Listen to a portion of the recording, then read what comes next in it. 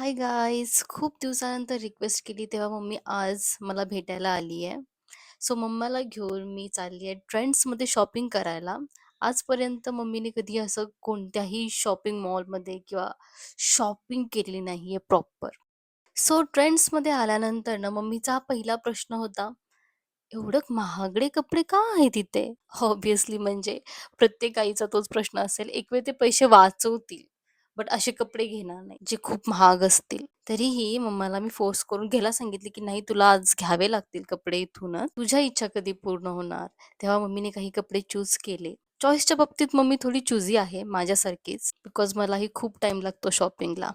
आणि इथे मी बिलिंग काउंटरवर बिल करत असताना कपड्यांचे, माझी मम्मा हे पहा, आय विल शो यू.